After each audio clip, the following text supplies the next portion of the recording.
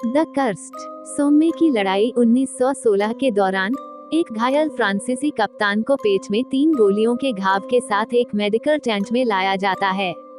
Surgery के दौरान एक सेना सर्जन जर्मन डिजाइन की नहीं बल्कि चांदी से बनी एक अतिरिक्त चौथी गोली खोजता है और निकालता है। लगभग 1881 में युद्ध से 35 साल पहले ग्रामीण फ्रांस में क्रूर भूमि सरदार सीमस लॉरेंट ने एक रोमानी कबीले के लोगों का कत्लेआम किया, जो उसकी जमीन पर बस गए थे और उस पर विवादित दावा कर रहे थे। उनके आसन्न खतरे को भांपते हुए बुजुर्ग रोमानी नेता ने उनकी सुरक्षा के लिए भेड़िए के नुकीले दांतों के आकार के चांदी के डेंचर का एक सेट लगाया। वध के बाद कबीले के नेता और एक पुरुष रोमानी को पकड़ लिया जाता है। बाद वाले को अन्य रोमानी के लिए चेतावनी के रूप में बिजुका के रूप में टुकड़े टुकड़े करके खड़ा कर दिया जाता है, जबकि रोमानी नेता को उसके मुट्ठी में चांदी के नुकीले दांतों के साथ जिंदा दफना दिया जाता है।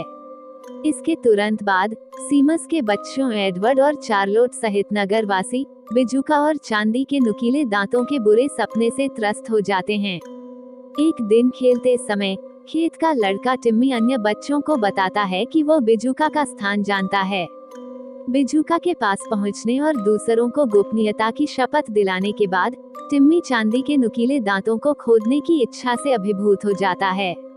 एडवर्ड उसे रोकने का प्रयास करता है, लेकिन टिम्मी प्रेतबाधित हो जाता है और नुकीले दांतों को अपने मुंह में रख लेता है। बाद में एडवर्ड का गला काट लेता है, जबकि अन्य बच्चे डरकर भाग जाते हैं। सीमस घायल एडवर्ड को जल्दी से ठीक कर लेता है, जबकि टिम्मी कहीं नहीं मिलता है।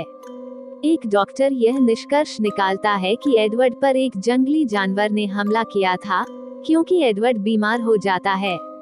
चार्लोट स्थानीय चर्च में प्रार्थना करने जाती है और टिम्मी से मिलती है, जो दावा करता है कि उसे याद नहीं है कि नुकीले दांत पहनने के बाद क्या हुआ था। जब चार्लोट टिम्मी से पूछती है कि उसने चांदी के नुकीले दांतों का क्या किया, तो वह बताता है कि उसने उन्हें चर्च में छिपा दिया था। जब चार्लोट की नौकरानी अनाइस उन्हें खोजती है, तो टिम्मी भाग जाता है। जैसे ही टिम्मी जंगल में भागता है, उसे एक अदृश्य जानवर द्वारा एक परित्यक्त झोपड़ी में पीछा किया जाता है, जहां उसे जल्द ही मार दिया जाता है। विधवा रोगविज्ञानी जॉन मैकब्राइड यात्रा करने वाले रोमा के बारे में जानकारी लेने के लिए शहर का दौरा करती है। वो पुलिस लेफ्टिनेंट अल्फ्रेड मोलियर के साथ जाता है, जिसे सीमस ने एडवर्ड को खोजने के लिए बुलाया है। सीमस से मिलते हुए जोड़ी को टिम्मी का क्षत विक्षत शरीर मिलता है।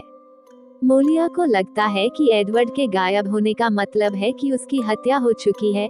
वह चला जाता है, लेकिन जॉन सीमस की सहायता करने के लिए रुकने की पेशकश करता है। उस रात सीमस की जागीर में एक अजीब भेड़िया जैसा जानवर आता है, जो प्रवेश करने की असफल कोशिश करता है। अगले दिन 3 नगरवासियों पर जानवर ने हमला किया। 2 मारे गए, लेकिन तीसरी एनी मैरी गंभीर रूप से अपंग हो गई और शहर में वापस लौटने में कामयाब रही। एनी मैरी के हमले से बच जाने पर जॉन ने शहर की ओर तेजी से कदम बढ़ाया, लेकिन पहले से ही बदल चुकी एनी मैरी को भागने से रोकने के लिए बहुत देर हो चुकी थी। एनी मैरी जानवर को फुसलाकर जॉन उस जीव को फंसाने और मारने में कामयाब हो जाता है। लाश को सीमस के पास लाता है और शव परीक्षण करता है। जीव को काटने पर एनी मैरी दिखाई देती है, जो जानलेवा गुस्से में चिल्ला रही है। जॉन जोर देकर कहता है कि उसे बचाया नहीं जा सकता और एक ग्रामीण को उसे गोली मारकर मारने का आदेश देता है। जॉन बताता है कि संक्रमण के कारण पीड़ित जीव बन जाता है। सीमस को एहसास होता है कि एडवर्ड का भी यही हश्र हुआ है। जॉन सीमस की पत्नी इसाबेल को बताता है कि उसकी पत्नी और बेटी को भी इसी तरह के जानवर ने मारा था। वह रोमानी की जांच कर रहा था, क्योंकि उन्होंने घोषणा की थी कि भूमि पर शाप पूरा हो गया है। इसाबेल ने ये भी बताया कि सीमस रोमानी नरसंहार का सूत्रधार था और इसलिए वह अपने परिजनों के साथ अभिशाप का लक्ष्य है। शार्लोट जॉन को चांदी के नुकीले दांतों के स्थान के बारे में बताती है, जिसे वह पिघलाकर 4 चांदी की गोलियों में बदल देता है। पहला जानवर सीमस की नौकरानी अनाइस पर हमला करता है और उसे काटता है, लेकिन सीमस के असफल शिकार दल से लौटने पर वह पीछे हट जाता है। अनाइस अपने घावों पर पट्टी बांधती है और उन्हें छिपाती है। जॉन अनाइस के हमले के सबूत देखता है, लेकिन नौकरानी का पीछा करने से पहले सीमस के साथ उसके कार्यों को लेकर बहस में पड़ जाता है। सीमस अनाइस के कमरे से आ रही आवाज की जांच करता है और एक रूपांतरित अनाइस द्वारा घात लगाकर हमला किया जाता है, जिससे उसकी मोमबत्ती गिर जाती है और हवेली में आग लग जाती है। सीमस अनाइस प्राणी को सफलतापूर्वक मार देता है, लेकिन इससे पहले कि वह उसे काट ले। ये जानते हुए कि वह रूपांतरित होकर अपने परिवार पर हमला करने के लिए अभिशप्त है, सीमस जॉन के सामने खुद को जला देता है। शार्लोट और इसाबेल को वापस लाते हुए जॉन उन्हें चर्च में ले जाता है, जहां अन्य शहरवासी हमलों से बचने के लिए शरण लिए हुए हैं। रात में जब सभी सो जाते हैं, इसाबेल प्रार्थना करने जाती है और एडवर्ड की आवाज सुनती है, जो उसे बैरिकेड वाले चर्च के दरवाजे के बाहर से बुला रहा है।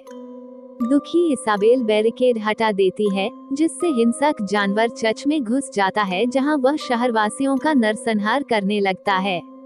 जॉन जानवर को चांदी की गोली से मारने की कोशिश करता है, लेकिन इसाबेल जानबूझकर उसके निशाने और जानवर के बीच खड़ी हो जाती है और बदले हुए एडवर्ड को पुकारती है।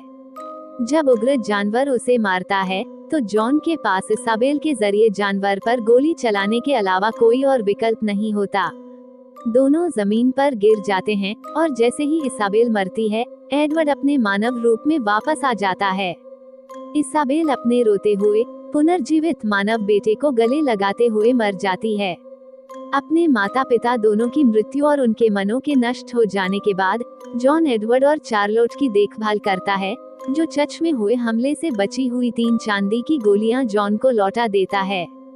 ये पता चलता है कि घातक रूप से घायल फ्रांसीसी कप्तान वयस्क एडवर्ड है, जिसके अंदर चांदी की गोली तब से फंसी हुई है जब से उसे चर्च में एक प्राणी बच्चे के रूप में गोली मारी गई थी।